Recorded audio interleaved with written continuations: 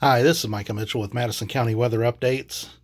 I did this video earlier and uploaded it and then realized that my mic was turned off, so it had no sound. So let's try this again and maybe I can be a little more brief than I was on the last one. So what I wanted to touch on is our upcoming pattern, this storm that we've been watching for what we thought originally a couple weeks ago was going to be the end of this week, but the negative NAO or Greenland block that is set up has slowed the pattern down, which, if things go right, can be a good thing. But and nonetheless, it has pushed this storm off to probably next Sunday or Monday, maybe Monday and Tuesday. But in the meantime, I wanted to go over some of the model trends. We don't forecast by models, but sometimes they see things that we can't because they're running computations through every layer of the atmosphere. And needless to say, all we're trying to observe is, what we can see with, visible satellite and soundings and all that. So we can't take direct measurements of the atmosphere. So sometimes we have to rely on model data, and sometimes it sees things we can't. So, and I'm recording this on my phone, so pardon me for this early barrage of sliding here. But first, I want to take a look at wind map from the Earth School wind map. So what you're going to see on here is the high pressure that's circled in the upper right. That's the Greenland block. That's a negative NAO when there's high pressure up there, positive NAO when there's low pressure up there. When there's high pressure, it slows things down, kind of stops the progression of storms or slows them down. So then to the just to the bottom of that, you'll see the low pressure over the Hudson Bay, and that's supplying cold air. So we've had our daytimes. We've had a couple of days this month where the high temperatures have been upper 30s, lower 40s, which is well above our 34-degree average. But most of our days the highs have been around or even below average, but our nighttime lows have been well above average. So as this month is running 5-6 degrees above average, most of that's with our low temperatures, but that can still be okay with a snowstorm. So it's the daytime temperatures being cooler helps us out big time. What you'll see with my beautifully drawn arrows there is a split in the jet stream as it comes into the southwestern Canada. It splits. The southern part of it wraps around a low pressure that's in southwestern or southern California. And then the northern branch goes around and drops it down around the bottom of that Hudson Low. And so if we could get any decent systems to track along either one of those branches, because then they come back together to our west, kind of out closer to, eastern Missouri or so. This would actually normally be perfect if we could get a good storm to track along that, but we're not getting that. We're in a quiet pattern with just these weak little disturbances coming off of the northern branch. The clippers we're getting aren't even gathering themselves up well. So we're not cashing in on the snow. And the model data is suggesting that we're not going to cash in on the snow. So let me explain briefly what they're starting to do. Again, we don't forecast by models, but I have this feeling they're seeing something that we can't.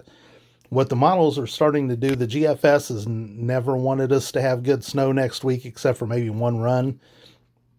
The European has been pretty bullish on us getting snow next week, but now it's starting to trend toward the GFS, which there was a time you'd have never seen that happen. It usually was the other way around. But what they're doing is that Greenland High up there, they're starting to retrograde that down toward the Hudson Bay. And as it does so, it's taking that low pressure that's currently supplying us with cooler air and it splits it and pushes part of the cold air into western Canada and part of it off into the northeastern U.S. and off of the East Coast. And in the middle of that, it then supplies us with warmer air. And so now the Europeans still want to give us some snow next week, but not much. The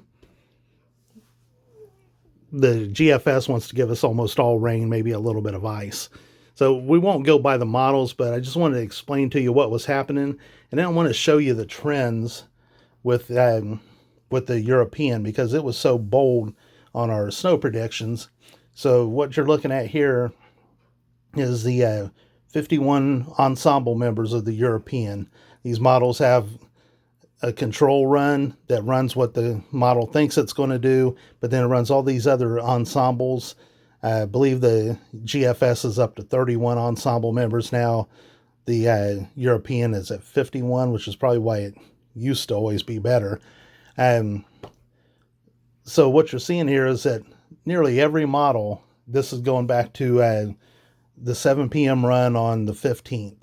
So 4 days ago, they had nearly every ensemble had us getting snow on the 19th. Since then, we've realized that there's some suppression going on, and that system's going to stay off to our south. So we're not going to get snow on Thursday. We're not even going to get precipitation on Thursday.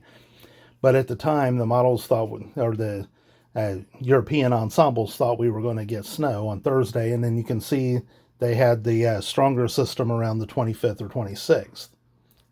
By the next run, 12 hours later, you can see they're starting to drop off of some of the more and more of the ensembles started to drop the idea of snow around the 19th and 20th. Some of them, a lot of them still had it there, but they were starting to realize it wasn't going to happen. But they stayed with the heavier system around the 25th, 26th time frame.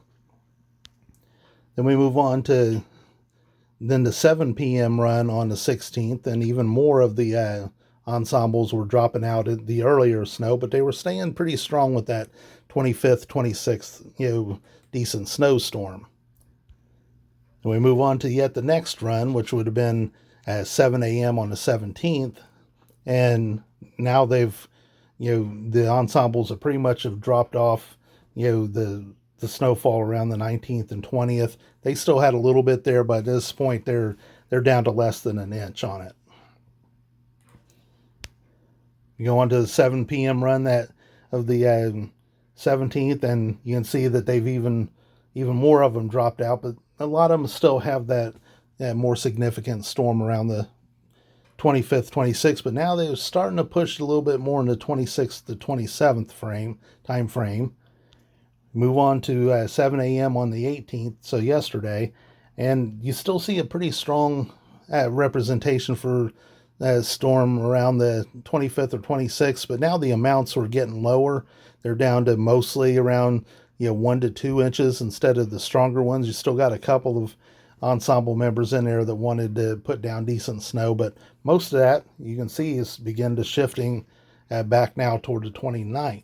And this has been a pattern that's been going on. So then we move on to the 7 p.m. run, or last night, which was the last one that I had at the time I did this. And you can still see there are some ensembles that have a decent snow in there around the 25th or 26th, but most of them have now pushed it back to about the 29th. And that's the pattern that has been going on and been going on and been going on. There's always a snowstorm on these models, in the 5 to 7 to 10 day time frame. And then as you get closer, it just keeps moving back and moving back and moving back as they start to recognize what's really going on in the atmosphere, which quite frankly hasn't done what any of us have thought it was going to do. And this has acted more like El Nino than La Nina. And so most of our winter forecasts are shot, including the professionals, the climate. I'll think of it here in a minute. Climate Prediction Center. Most of us thought there was going to be warmth in the southeast, colder to the northwest, and it's been the exact opposite. And that's messing with the way the pattern is flowing. So I won't ramble on any further. I just kind of wanted to touch on the fact that we're not going to bail yet because we're not actually seeing the changes that the models are talking about, but they're becoming pretty consistent on wanting to do it. So I just wanted to kind of explain to you, if this snow dissipates and doesn't happen, what the mechanics are that may be at work behind it. And I've felt for a couple of weeks, and I still feel that if this storm around the early next week finds its way to our northwest again, then that's probably going to be our last hurrah on getting any kind of sustained cold or snowy pattern. Beyond that, it's probably just going to be a crapshoot, and we're just going to have to get lucky and get a storm to time out exactly right with a quick shot of cold air, which can happen. It does happen. We had a garbage winter going in 2006, 2007, and then got this one shot of cold air in in mid-February, and got a blizzard right before Valentine's Day, which is the last blizzard Madison County has had, actually. But so weird things can happen. But if this storm fails and goes to our northwest again, it's just going to solidify the fact that we need to stop watching for sustained cold and snow. Doesn't mean it can't do it. It just, on a sustained level, is probably not going to happen. So we'll continue to monitor, and we will update you as this gets closer. In the meantime, thank you all for supporting the page, and those of you who have donated to us to help keep us going has been very appreciated. And if you can do so, then please do, so we can maybe expand and become even better at what we present to you. So in the meantime, this is Micah Mitchell with Madison County Weather Updates, and I thank you very much.